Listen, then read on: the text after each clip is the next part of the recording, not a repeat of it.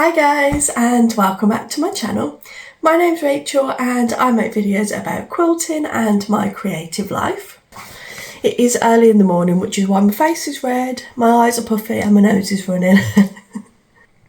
But I wanted to come on today and share with you how I wash an English paper piece to quilt, because this is a question that I get asked quite a lot. Can you wash them? Do you need to hand wash them? How does it work? So this quilt I purchased unfinished on eBay. It was started around the 80s and I completed the quilt. I've hand quilted it. I've hand quilted through every hexagon to try and add a little bit more stability, and that's because not all the seams were my own. I have had to repair and reinforce a lot of the seams, but I was worried what if I've missed some seams, so the quilting through every hexagon really will add a little bit more stability. So here's a little sneak peek. I'm really happy with how the quilting come out, and I'm kind of thinking that it might shrink quite a lot, the quilt top. The quilt backing is obviously modern, so that might not shrink as much. The quilt top might have a lot of shrinkage. It might also have bleeding, so this is a perfect quilt to show you how I do it, but also to reassure you that quilts can be machine washed. You don't want to be soaking this in the bath, hand washing it, and then trying to dry it. It'll weigh a ton. Before I put the quilt in the machine, I just wanted to show you the texture of the quilt top. So it's all pretty flat. The quilting is laying really nice. So just in case there is a large amount of shrinkage and crinkling, which I will love, this is how it looks at the moment. I'm just going to go ahead and use my regular fabric wash and fabric conditioner. Just a Persil Colour Protect, just what I usually use, but very importantly, colour catchers. I think I'm going to put 4 or 5 of these into the wash around each side of the drum just to give it a lot of protection. And I do always get the proper branded ones rather than just the unbranded, just in case these work any better. I'm not usually like that with branded products, but I just think if there's any risk of colour running, I want to have something to prevent it if I can.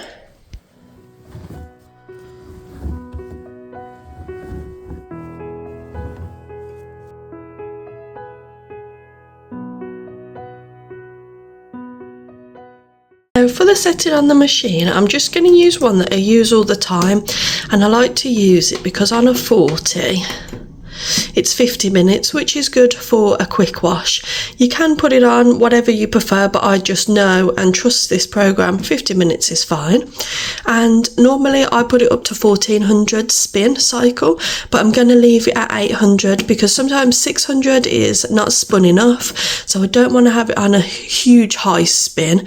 I still want to leave a little bit of moisture in there and that will dry out. I am going to air dry the quilt outside, so we're hoping for good weather. So that's all ready to go. So once the cycle had started, I just sat patiently and nervously waiting for it all to finish, and then took the quilt out the wash and revealed the colour catchers. I just could not believe the colour of these colour catchers. I don't think I was expecting that much dye. The colours must be a mix of maybe the pinks and the blues, because there is quite a few navy blue hexagons in the quilt, so it's probably a mix of those, but I'm so glad that I put those colour catchers in. They are definitely worth it. So on to drying the quilt now. So they recommend that you should dry a quilt flat, and that's just because if you hung it up on the line, you're going to put a lot of pressure on the top seams where you've got it draped over the line. So I did my best just to lay it out across 2 chairs, and this was just until the majority of it dried. I thought that there was a little bit of bleeding around all of the seams because they looked a little bit darker, but it was just because there was more fabric there and it was holding more moisture, so that all came out.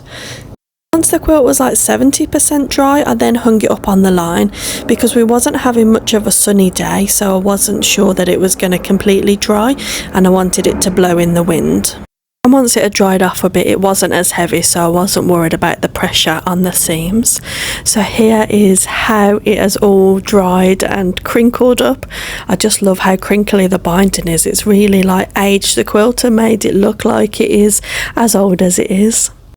There's a lovely texture on the quilt top, and now the quilting stitches are really accentuated, which I absolutely love. This quilt is such a treasure of mine now. The dog has claimed it, but it won't be hers. It is going straight on the bed this evening to be loved and enjoyed. So I hope you enjoyed this video, got some tips, and leave anything in the comment that you might think is helpful for other people who are looking at washing their first EPP quilt.